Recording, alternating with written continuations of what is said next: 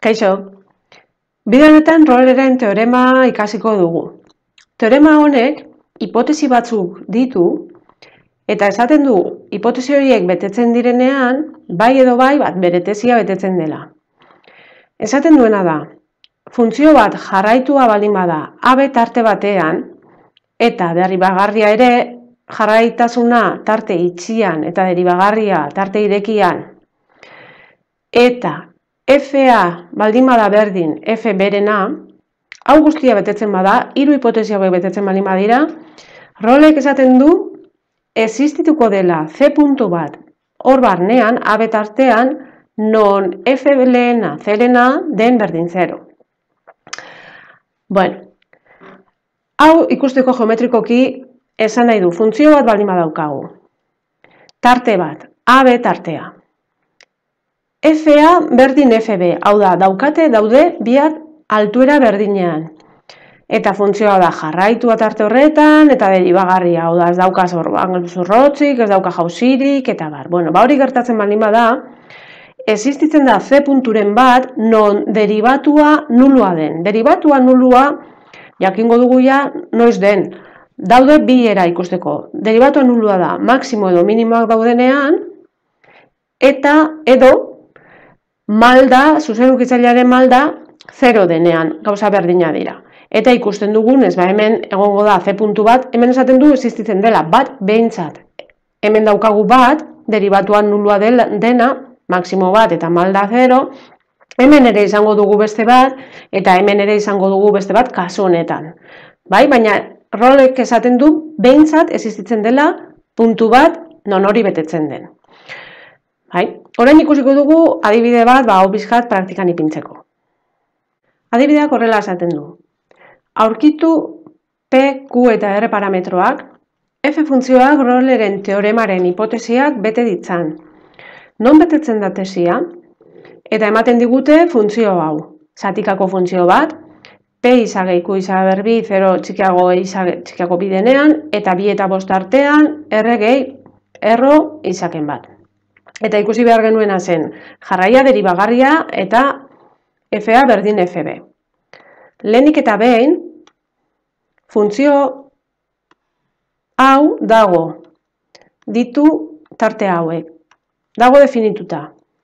0-tik 2 era batera eta 2-tik 5 beste era batera. Hauek dira A eta B. Bale, hori da gure tartea. 0-5 tartea daukagu. Eta ikusi behar da, ea jarraia eta deribagarria den. Orduan, hemen daukagu, bi puntu honetan daukagu zalantza. Beraz, iza berdin bidenean egin behar dugu jarraia eta deribagarria. Gaizki izan dut, ez da ea den edo ez den. Hipotesia betetzeko jarraia izan behar da eta deribagarria izan behar da. Beraz, iza berdin bi, jarraia izateko egin behar ditugu 3 pausoak. Lehenengo, F birena. F2 joango gara berdin dagoen lekura, hau da, hemen dauka berdin bi, eta izaren ordez ordezkatuko dugu bi.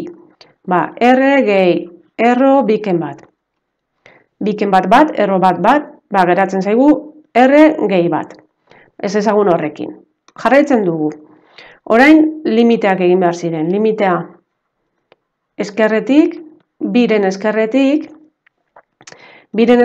dago P isa gehi Q izakarratu funtzioa. Hau guztia, jarraitasuna eta deribagarritasuna azaltzen diren bideoan ondo azalduta dago. Orduan, ordezkatuko dugu bi, izaren ordez P eta Q hor geratuko dira. P bider bi, hau da, bi P gehi bi berbi lau, bider Q, lau Q. Eta hor geratzen da, ezin dugu ezer egin, orain limitea eskerretik. Limitea eskumatik barkatu. Biren eskumatik daukagu R gehi erro izaken bat funtzioa. Limitea, gogoratu, limitea funtzioarena ipini behar dela. Berdin, R gehi. Lehen bezala, erro biken bat, erro bat, bat. Orduan, orain guk ipintzen dugu baldintza. Jarraia izan behar da. Beraz, jarraia izateko, 3 hauek berdinak izan behar dira. R gehi bat berdina dira, beraz, haue biak dira berdindu behar ditugunak. Orduan geratzen zaigu 2p gehi lau q berdin r gehi bat. Eta hau ja da ekuazio bat. Hiru ez ezagun ditugu, p, q eta r. Beraz, hiru ekuazio kalkulatu beharko ditugu eta gero gauz egin edo ikusiko dugu nola ebatzi, baina hiru behar ditugu, hiru ez ezagun ditugulako. Lehenengoa badaukagu. Bigarrena notik atera, deribagarritasunetik. Orduan, deribagarritasuna egiteko, lehenengo deribatu funtzioa egin behar dugu. Deribatua ere zatika joango da. Orduan, goiko zatia, p isa gehi q isa berbi. P isaren deribatua p, gehi q isa berbi, hemendik idatziko dut, q isa berbi, da bi hau jaisten da kanpora, bi q isa. Bai? Eta, gero daukagu, r gehi r izaken bat. Hau deribatzeko, r da zenbaki bat izango da azken finean, beraz bere deribatua da 0.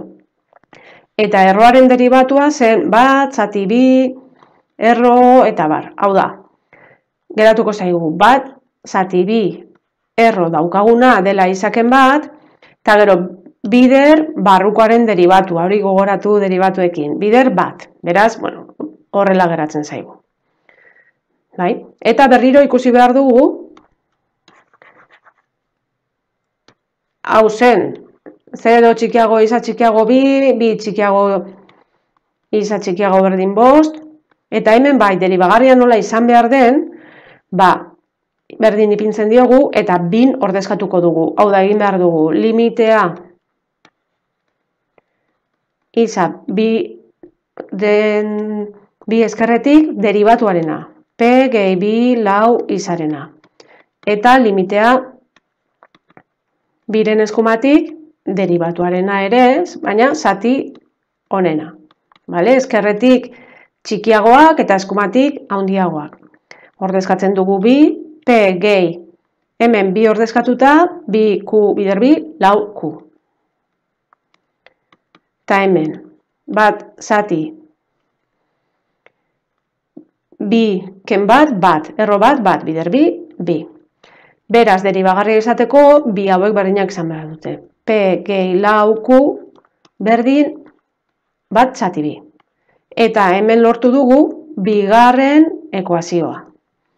Orain bakarrik geratzen zaigu ekuazio bat eta geratzen zaigu azken baldintza. Dela FA berdin FB. A eta B dira hauek. 0 eta 5. Orduan, egin behar duguna da F0-rena, F0 hemen ordezkatu behar dugu. Hemen ez dakit ahaztu zaidan edo, baina hemen berdin bat zuen. Orduan, F0 zati honetan ordezkatu behar dugu. 0 ipinita, P bider 0, 0, gehi Q bider 0, 0. Beraz, geratzen zaigu. Goazen beraino, F0 dela P bider 0, gehi Q bider 0 berbi, 0. F5. F5 berriz, bekoan ordezkatu behar dugu, funtzio honetan. 5 denean, hemen ordezkatu behar dugu. Geratzen zaigu, 5 ken bat, lau, erro lau, bi. R gehi bi. Hau da, F5-ena izango da, R gehi bi. Eta role betetzeko, bi hauek izan behar dute, berdinak. Beraz, geratzen zaigu, R gehi bi, berdin 0. Eta honekin ja izango genuke, hirugarren ekuazioa. Orain egin behar duguna da, sistema bat egin hiru ekuazioekin. Beraz, ipiniko ditut batera eta joango gara egiten. Hemen ditugu hirurak batera, joango gara, hemen betik, atera dezakegu ja R behintzat. Bi hau pasatuko da beste aldera, R berdin, minus bi. Eta hori ordezkatuko dugu, hasierako honetan. Geratuko zaigu, 2P gehi lau Q, berdin, minus bi gehi bat, minus bat. Eta orain, beste hau, hemen ipiniko dugu, P gehi lau Q, berdin bat biren. Eta bi hauekin ja sistema egin dezakegu laburpen edo zein metodo. Ja ditugulako bi ekuazio eta bi ez ezagun. Nik laburpen metoda egingo dut, orduan egingo dudana da kenketa egin, hau kenduko dut hemendik, egingo dudana da hemen kenketa egin eta horrela lauku joango zait. 2p ken p geratzen zait p. Berdin, minus bat ken bat biren, minus bat ken bat biren, emekate egiten baduzu edo kalkulagailu batekin, minus bi ken bat, minus iru biren. P irten zaigu, minus iru biren, r ere badaukagu, eta q bakarrik falta zaigu. Q ateratzeko joan gaitezke edozein ekuazioetara, adibidez, hemengo lehenengoara joango gara, eta ipiniko dugu peren ordez, bere balioa. P bider minus iru zati bi gehi lauku, berdin minus bat, hau joaten da honekin, geratzen zaigu minus iru gehi lauku berdin minus bat, beraz, lauku berdin minus bat gehi iru, hau da, bi, q berdin, bi zati lau, edo bat biren. Eta orain ja bai, orain baditugu irurak kalkulatuta. R minus bi, P minus iru biren, eta Q bat biren. Eta honekin ja lehenengo zatia kalkulatuta dago. Orain falta zaigu bigarren zatia egitea. Dela non betetzen den tesia. Horretarako, ja ordezkatuko ditugu funtzioan balio hauek, R, P eta Q. Ordezkatu ondoren funtzioa horrela geratzen da. F isa berdin minus iru biren isa gehi bat biren isa berbi, eta minus bi gehi erro izaken bat. Non betetzen da tesia? Tesiak esaten du, existitzen dela C puntu bat, barne AB, kasu honetan barne 0,5, non derivatua den berdin 0, derivatua nulua egiten den. Orduan egin behar duguna da deribatu eta ikusi non egiten den 0, eta hori izango da gure C edo irtetzen direna. Deribatu hau egiteko, hortik geneukan ere P eta Qrekin, baina, egin dezakegu horrela zuzenean, izango da minus iru biren, gehi, hau jaisten da bera, bi zati bi isa, osea, bat isa geratzen zaigu.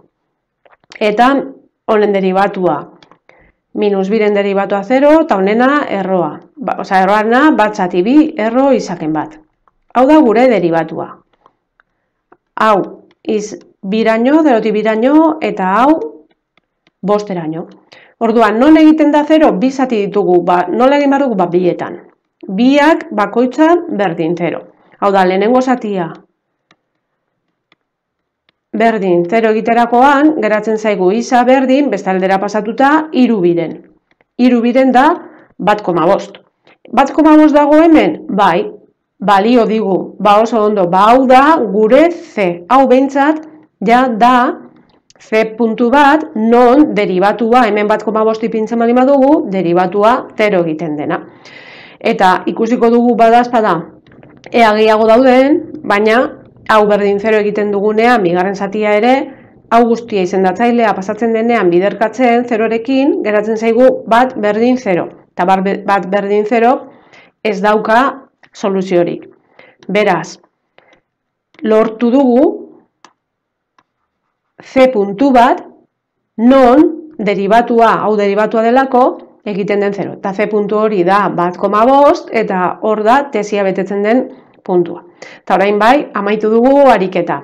Ariketa hau nahiko astuna da, baina, poliki-poliki egin daiteke. Eta Rolleren teorema, beharrezkoa da. Espero lagungarri izatea. Badakizue, asko ikasi. Gero arte, agur.